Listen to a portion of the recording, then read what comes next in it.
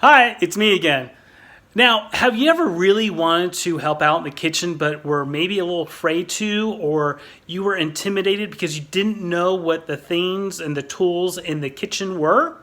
So I'm going to help you with that today. I'm going to show you some of the basic tools and some advanced tools and maybe give you some knowledge that you could even impress your parents with or the adults that help prepare meals for you by knowing a little bit of something that maybe they didn't know.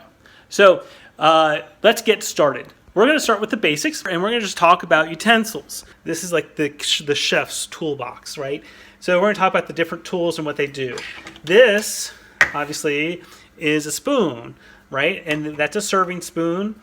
But this is what's called a slotted serving spoon. And those holes are there so that if you have something that is boiling in water, that you only want the item and not the water in, this is what you use.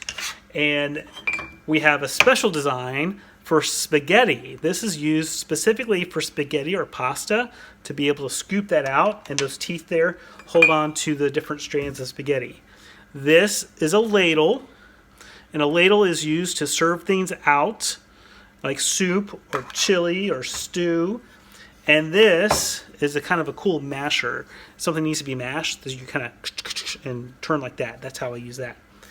These, of course, we got spoons, and we know how to use spoons, right? That's just used for simple mixing. If you have something a pan, I like to use this one the best because this flat edge helps me get into the pan and get everything outside and in the corners of those pans. This is a spatula, right? Make sure you have the right spatula for the right job. It's a plastic, so we use this on our cookware that has the non-stick stuff so that we can't use metal on that.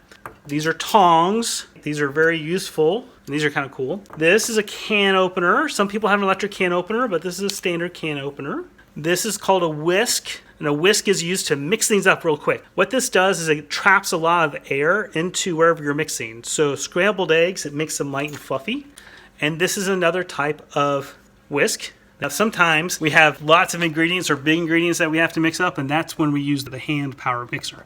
And of course we have knives. Now the important thing about knives is remember, do not use this without an adult supervision. You want to make sure that you use a knife that is sharp because a dull knife is a dangerous knife. Use a knife that is properly fitted for your hand. Make sure it's comfortable in your hand. Always cut on a cutting board like we have here. This is a special cutting board that one of our friends helped design, and what we do is put this plastic mesh and we put that underneath first so this cutting board doesn't move when I'm cutting on it.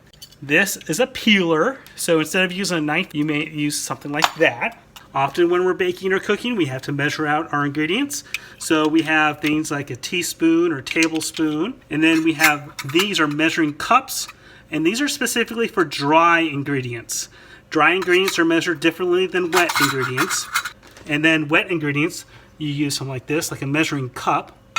You could also, when you're using dry ingredients, the best thing to do is actually measure or weigh your dry ingredients. Hopefully you learned a couple of tricks. You've learned about these different tools and how they're used. So now, my challenge to you is to be helpful. Be helpful in the kitchen. And now that you know how to use some of the tools and the basic equipment that's found in the kitchen, maybe you can help your parent, guardian, or the other adults that are in your household that help make meals. Maybe you can jump in and offer your help because now you know the different tools and how to use them. All right, you have a great day. Enjoy your time in the kitchen.